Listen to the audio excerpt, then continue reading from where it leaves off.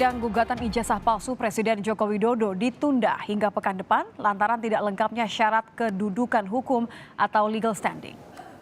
Sidang perdana pembacaan gugatan ditunda hingga pekan depan lantaran tidak lengkapnya syarat kedudukan hukum oleh kuasa hukum tergugat yang hadir.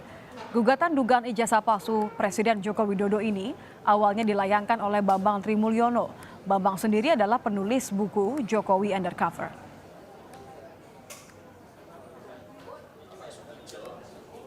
Sementara itu, teman sekolah Presiden Joko Widodo, Bambang Surojo, datang ke Pengadilan Negeri Jakarta Pusat. Bambang menunjukkan ijazah miliknya dan membandingkan dengan ijazah milik Jokowi yang tengah diperkarakan. Bambang menyebut ijazah tersebut asli. Sebelumnya, UGM telah memastikan ijazah sarjana S1 Jokowi adalah asli. Pertama yang bertanda tangan adalah Bapak Sukijo. Di sini juga Bapak Sukijo.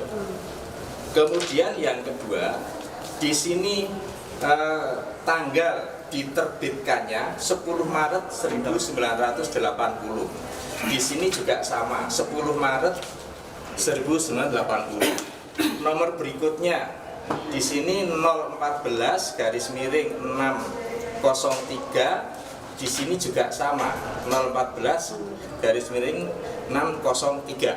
Fotonya Pak? Yang beda foto jelas.